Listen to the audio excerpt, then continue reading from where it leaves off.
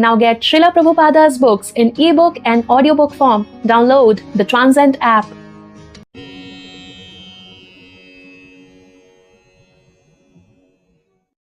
Let's begin the 23rd chapter of Krishna book, entitled as Delivering the Wives of the Brahmanas Who Performed Sacrifices. The morning passed and the cowherd boys were very hungry because they had not eaten breakfast. They immediately approached Krishna and Balarama and said, "Dear Krishna and Balarama, you are both all-powerful. You can kill many demons, but today we are much afflicted with hunger, and this is disturbing us. Please arrange for something that will mitigate our hunger." Requested in this way by their friends, Lord Krishna and Balarama arranged to show compassion to certain wives of Brahmanas who were performing sacrifices. These wives were great devotees of the Lord, and Krishna took this opportunity to bless them. He said, "My dear friends, please go to the house of the Brahmanas nearby. They are now engaged in performing the Vedic sacrifice known as Angirasa, for they desire elevation to the heavenly planets. All of you, please go to them." Then Lord Krishna warned his friends, "These Brahmanas are not Vaishnavas. They cannot even chant our names, Krishna and Balarama. They are very busy in chanting the Vedic hymns, although the purpose of the Vedic knowledge is to find me. But because they are not attracted by the names of Krishna and Balarama, you had better not ask them for anything in my name. Better ask for some charity in the name of Balarama." Charity is generally given to high-class Brahmanas, but Krishna and Balarama did not appear in a Brahmana family. Balarama was known as the son of Vasudeva, a Kshatriya, and Krishna was known in Vrindavana as the son of Nanda Maharaj, who was a Vaishya. Neither belonged to the Brahmana community. Therefore, Krishna considered that the Brahmanas engaged in performing sacrifices might not be induced to give charity to a Kshatriya and Vaishya. But at least if you utter the name of Balarama, they may prefer to give in charity to a Kshatriya rather than to me, because I am only a Vaishya. Being thus ordered by the Supreme Personality of Godhead, all the boys went to the Brahmanas and began to ask for some charity. They approached them with folded hands and fell down on the ground to offer respect. "O earthly gods, kindly hear us, who are ordered by Lord Krishna and Balarama. We hope you know them both very well, and we wish you all good fortune. Krishna and Balarama are tending cows nearby, and we have accompanied them. We have come to ask for some food from you. You are all Brahmanas and knowers of religious principles, and if you think that you should give us charity, then give us some food, and we shall all eat along with Krishna and Balarama. You are the most respectable Brahmanas within the human society, and you are expected to know all the principles of religious procedure." Although the boys were village boys and were not expected to be learned in all the Vedic principles of religious ritual, they hinted that because of their association with Krishna and Balarama, by addressing the Brahmanas as knowers of all religious principles, the boys expressed the point of view that when the Supreme Personality of Godhead, Krishna and Balarama, were asking for food, the Brahmanas should immediately deliver some without hesitation, because as stated in the Bhagavad Gita, one should perform sacrifices only for the satisfaction of Vishnu. The boys continued, "Lord Vishnu as Krishna and Balarama is standing waiting, and you should immediately deliver whatever food you have in your stock." They also explained to the Brahmanas when food is to be accepted and when it is not to be accepted. Generally, the Vaishnavas or pure devotees of the Lord do not take part in ordinary sacrificial performances, but they know very well the ceremonials called Diksha, Pashu Samstha and Sautramani. One is permitted to take food after the procedure of Diksha and before the animal sacrificial ceremony and the Sautramani, or ceremony in which liquors are also offered. The boys said, "We can take your food at the present stage of your ceremony. For now, it will not be prohibited, so you can deliver us the food." Although the companions of Lord Krishna and Balarama were simple cowherd boys, they were in a position to dictate even to the high-class Brahmanas engaged in the Vedic rituals of sacrifice. But the smart Brahmanas, who were simply sacrificial-minded, could not understand the dictation of the transcendental devotees of the Lord. They could not even appreciate the begging of the Supreme Lord Krishna and Balarama. Although they heard all the arguments on behalf of Krishna and Balarama, they did not care for them and they refused to speak to the boys. Despite being highly elevated in the knowledge of Vedic sacrificial rites, all such non devotee Brahmanas, although they think of themselves as very highly elevated, are ignorant, foolish persons. All their activities are childish because they do not know the purpose of the Vedas as it is explained in the Bhagavad Gita to understand Krishna. In spite of their advancement in Vedic knowledge and rituals, they do not understand Krishna. Therefore, their knowledge of the Vedas is useless. Lord Chaitanya, therefore, gave his valuable opinion that although a person may not be born in a Brahmana family, if he knows Krishna or the science of Krishna consciousness, he is more than a Brahmana and he is quite fit to become a spiritual master. There are various details to be observed in the performance of sacrifices. They are known as Desha, place, Kala, time, Prithak Dravya, the different detailed paraphernalia, mantra, hymns, tantra, scriptural evidences, Agni, fire, Ritvik, learned performers of sacrifices, Devata, the demigods, Yajmana, the performer of the sacrifices, Kratu, the sacrifice itself, and Dharma, the procedures. All these are for satisfying Krishna. It is confirmed in the Bhagavad Gita that he is the actual enjoyer of all sacrifices because he is directly the Supreme Personality of Godhead and the Supreme Absolute Truth beyond the conception or speculation of the material senses. He is present just like an ordinary human boy.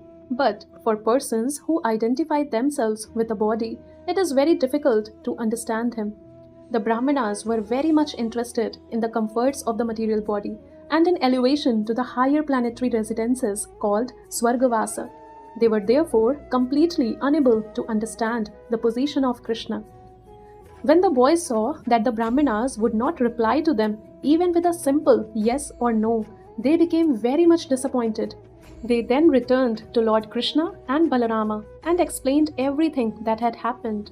After hearing their statements, the Supreme Personality of Godhead smiled. He told them that they should not be sorry for being refused by the Brahmanas because that is the way of begging. He convinced them that one who is engaged in collecting or begging should not think that he will be successful everywhere. He may be unsuccessful in some places, but that should not be cause for disappointment. Lord Krishna then asked all the boys to go again, but this time to the wives of those Brahmanas engaged in sacrifices. He also informed them that these wives were great devotees. They are always absorbed in thinking of us. Go there and ask for some food in my name and the name of Balarama, and I am sure that they will deliver you as much food as you desire. Carrying out Krishna's order, the boys immediately went to the wives of the Brahmanas. They found the wives sitting inside the Brahmana's house. They were very beautifully decorated with ornaments. After offering them all respectful obeisances, the boys said, "Dear mothers, please accept our humble obeisances and hear our statement. May we inform you that Lord Krishna and Balarama are nearby. They have come here with the cows, and you may know also that we have come here under their instructions. All of us are very hungry. Therefore, we have come to you for some food. Please give us something to eat for Krishna, Balarama, and ourselves." Immediately upon hearing this, the wives of the Brahmanas became anxious for Krishna and Balarama. These reactions were spontaneous. They did not have to be convinced of the importance of Krishna and Balarama. Immediately upon hearing their names, they became very eager to see them. Being advanced by thinking of Krishna constantly, they were performing the greatest form of mystic meditation. All the wives then became very busily engaged in filling up different pots with nice food. Due to the performance of the sacrifice, the various foods were all very palatable. After collecting a feast, they prepared to go to Krishna, their most beloved object, exactly in the way rivers flow to the sea. For a long time, the wives had been eager to see Krishna. However, when they were preparing to leave home to go see him, their husbands, fathers, sons, and relatives asked them not to go. But the wives did not comply. When a devotee is called by the attraction of Krishna, he does not care for bodily ties. the women entered the forest of Vrindavana on the bank of the Yamuna, which was verdant with vegetation and newly grown vines and flowers. Within that forest, they saw Krishna and Balarama engaged in tending the cows along with their very affectionate boyfriends. The Brahmanas' wives saw Krishna with a blackish complexion, wearing a garment that glittered like gold. He wore a nice garland of forest flowers and a peacock feather on his head. He was also painted with the minerals found in Vrindavana, and he looked exactly like a dancing actor on a theatrical stage. They saw him resting one hand on the shoulder of his friend, and in his other hand he was holding a lotus flower. His ears were decorated with lilies. He wore marks of tilaka, and he was smiling charmingly. With their very eyes, the wives of the Brahmanas saw the Supreme Personality of Godhead, of whom they had heard so much, who was so dear to them, and in whom their minds were always absorbed. Now they saw him eye to eye and face to face, and Krishna entered within their hearts through their eyes. Within themselves, they began to embrace Krishna to their heart's content, and the distress of separation was mitigated immediately. They were just like great sages who, by their advancement of knowledge, merge into the existence of the Supreme. As the Supersoul living in everyone's heart, Lord Krishna could understand their minds. They had come to him despite all the protests of their relatives, fathers, husbands, and brothers, and despite all the duties of household affairs. They came just to see him, who was their life and soul. They were exactly following Krishna's instruction in the Bhagavad Gita. One should surrender to him, giving up all varieties of occupational and religious duties. He therefore began to speak to them, smiling very magnificently. It should be noted in this connection that when Krishna entered into the wives' hearts, and when they embraced him and felt the transcendental bliss of being merged with him, the Supreme Lord Krishna did not lose his identity, nor did the individual wives lose theirs. The individuality of both the Lord and the wives remained, yet they felt oneness in existence. When a lover submits to his lover without any pinch of personal consideration, that is called oneness. Lord Chaitanya has taught us this feeling of oneness in his Shikshashtakam. Krishna may act freely, doing whatever he likes, but the devotee should always be in oneness or in agreement with his desires. That oneness was exhibited by the wives of the Brahmanas in their love for Krishna. Krishna welcomed them with the following words: "My dear wives of the Brahmanas, you are all very fortunate and are welcome here. Please let me know what I can do for you. You are coming here to see me, neglecting all the restrictions and hindrances of relatives, fathers, brothers, and husbands is completely befitting. One who does this actually knows his self-interest, because rendering transcendental loving service unto me without motive or restriction is actually auspicious for the living entities." Lord Krishna here confirms that the conditioned soul can reach the highest perfectional stage by surrendering to him. One must give up all other responsibilities. This complete surrender unto the Supreme Personality of Godhead is the most auspicious path for the conditioned soul, because the Supreme Lord is the supreme objective of love. Everyone is loving his self according to the advancement of his knowledge.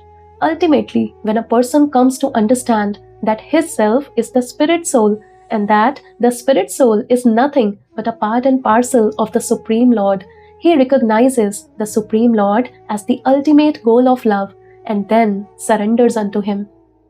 This surrender is considered auspicious for the conditioned soul. Our life, property, home, wife, children, house, country, society, and all paraphernalia which are very dear to us are expansions of the Supreme Personality of Godhead. He is the central object of love because he gives us all bliss, expanding himself in so many ways according to our different situations, namely bodily, mental, or spiritual. My dear wives of the Brahmanas, Krishna said, you can now return to your homes. Engage yourselves in sacrificial activities and in the service of your husbands and household affairs, so that your husbands will be pleased with you, and the sacrifice which they have begun will be properly executed. After all, your husbands are householders, and without your help, how can they execute their prescribed duties? The wives of the Brahmanas replied, Dear Lord, this sort of instruction does not befit you. Your eternal promise is that you will always protect your devotees, and now you must fulfill this promise. Anyone who comes and surrenders unto you never goes back to the conditioned life of material existence. We expect that you will now fulfill your promise. We have surrendered unto your lotus feet, which are covered by tulsi leaves. So we have no desire to give up the shelter of your lotus feet and return to the company of our so-called relatives, friends, and society. And what shall we do if we return home? Our husbands, brothers, fathers, sons, mothers, and friends will no longer accept us at home because we have already left them all. Therefore, we have no shelter to return to. Please, therefore, do not ask us to return home, but arrange for our stay under your lotus feet so that we can eternally live under your protection. The Supreme Personality of Godhead replied, My dear wives of the Brahmanas, rest assured that your husbands will not neglect you on your return, nor will your brothers, sons, or fathers refuse to accept you. Because you are my pure devotees, not only your relatives, but also people in general, as well as the demigods, will be satisfied with you. Krishna is situated as the Supersoul in everyone's heart. So someone who becomes a pure devotee of Lord Krishna immediately becomes pleasing to everyone. The pure devotee of Lord Krishna is never inimical to anyone, nor can any sane person be an enemy of a pure devotee. Transcendental love for me does not depend upon bodily connection, Krishna said further, but anyone whose mind is always absorbed in me will surely very soon come to me for my eternal association. After being instructed by the Supreme Personality of Godhead, all the wives returned home to their respective husbands. Pleased to see their wives back home, the Brahmanas sat together with them and executed the performances of sacrifices as enjoined in the Shastras. According to Vedic principle, religious rituals must be executed by the husband and wife together. When the Brahmanas' wives returned, the sacrifice was duly and nicely executed. One of the Brahmanas' wives, however, who had been forcibly checked from going to see Krishna, began to remember him as she heard of his bodily features. Being completely absorbed in his thought, she gave up her material body conditioned by the laws of nature. After the departure of the Brahmanas' wives, Sri Govinda and his cowherd boyfriends enjoyed the food they had offered. In this way, the ever-joyful personality of Godhead exhibited his transcendental pastimes in the guise of an ordinary human being in order to attract the common people to Krishna consciousness. With his words and beauty, he attracted all the cows, cowherd boys, and damsels in Vrindavana. All of them together enjoyed the pastimes of the Lord. After the return of their wives from Krishna, the Brahmanas engaged in the performance of sacrifices began to regret their sinful activities in refusing food to the Supreme Personality of Godhead. They could finally understand their mistake. Engaged in the performance of Vedic rituals, they had neglected the Supreme Personality of Godhead, who had appeared just like an ordinary human being and asked for some food. They began to condemn themselves after seeing the faith and devotion of their wives. They regretted very much that although their wives were elevated to the platform of pure devotional service, they themselves could not understand even a little bit of how to love and offer transcendental loving service to the Supreme Soul. They began to talk among themselves, to hell with our being born Brahmanas, to hell with our learning all the Vedic literatures, to hell with our performing great sacrifices and observing all the rules and regulations, to hell with our family, to hell with our expert service in performing the rituals exactly according to the description of the scriptures. To hell with it all, for we have not developed transcendental loving service to the Supreme Personality of Godhead, who is beyond the speculation of the mind, body, and senses. The learned Brahmanas, expert in Vedic ritualistic performances, were properly regretful because if one does not develop Krishna consciousness, all discharge of religious duties is simply a waste of time and energy. They continued to talk among themselves. The external energy of Krishna is so strong that it can create illusion to overcome even the greatest mystic yogi. Although we, expert Brahmanas, are considered to be the teachers of all other sections of human society, We also have been illusioned by the external energy. Just see how fortunate these women are. They have so devotedly dedicated their lives to the Supreme Personality of Godhead, Krishna, that they could easily do what is ordinarily so difficult. They gave up their family connections, which are just like a dark well for the continuation of material miseries. Women, in general, being very simple at heart, can very easily take to Krishna consciousness, and when they develop love of Krishna, they can easily get liberation from the clutches of Maya, which are very difficult for even so-called intelligent and learned men to surpass. The Brahmanas continued, according to Vedic injunction, women are not allowed to undergo the purificatory process of initiation by the sacred thread, nor are they allowed to live as brahmacharinis in the ashram of the spiritual master, nor are they advised to undergo the strict disciplinary procedures, nor are they very expert in discussing the philosophy of self-realization, and by nature they are not very pure, nor are they very much attached to auspicious activities. Therefore, how wonderful it is that these women have developed transcendental love for Krishna, the Lord of all mystic yogis. They have surpassed all of us in firm faith and devotion unto Krishna.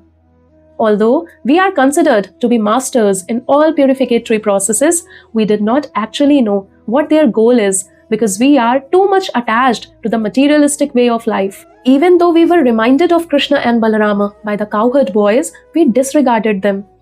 We now think that the Supreme Personality of Godhead simply played a trick of mercy on us by sending his friends to beg food from us. Otherwise, he had no need to send them. He could have satisfied their hunger then and there just by willing to do so. If someone denies Krishna's self-sufficiency on hearing that he was tending the cows for his livelihood, or if someone doubts his not being in need of the food, thinking that he was actually hungry, then such a person should understand that the goddess of fortune is always engaged in his service. In this way, the goddess can break her paltry habit of restlessness. In Vedic literatures like the Brahma Samhita, it is stated that Krishna is served in his abode with great respect by not only one goddess of fortune, but many thousands. Therefore, it is simply illusion for one to think that Krishna begged food from the Brahmanas. It was actually a trick to show them mercy by teaching them that they should accept him in pure devotional service instead of engaging in ritualistic ceremonies. The Vedic ceremonial paraphernalia, the suitable place, the suitable time, the different grades of articles for performing the ritualistic ceremonies, the Vedic hymns, the process of sacrifice, the priest who is able to perform the sacrifice, the fire, the demigods, the performer of the sacrifice, and the religious principles are all meant for understanding Krishna. For Krishna is the Supreme Personality of Godhead. He is the Supreme Lord Vishnu and the Lord of all mystic yogis. Because he has appeared as a child in the dynasty of the Yadus, we were so foolish that we could not understand that he is the Supreme Personality of Godhead, the Brahmanas said. But on the other hand, we are very proud because we have such exalted wives who have developed pure transcendental service of the Lord without being shackled by a rigid opposition. Let us therefore offer our respectful obeisances unto the lotus feet of Lord Krishna, under whose illusory energy called Maya, we are absorbed in fruitive activities. We therefore pray to the Lord to be kind enough to excuse us because we are simply captivated by his external energy. We transgressed his order without knowing his transcendental glories. The Brahmanas repented their sinful activities. They wanted to go personally to offer their obeisances unto him, but being afraid of Kamsa, they could not go to Krishna and surrender unto him. In other words, it is very difficult for one to surrender fully unto the personality of Godhead without being purified by devotional service. The example of the learned Brahmanas and their wives is vivid. The wives of the Brahmanas, because they were inspired by pure devotional service, did not care for any kind of opposition. They immediately went to Krishna. But the Brahmanas, although they had come to know the supremacy of the Lord and were repenting, were still afraid of King Kamsa because they were too much addicted to fruitive activities. Thus ends the Bhakti Vedanta purport of the 23rd chapter of Krishna, delivering the wives of the Brahmanas who performed sacrifices.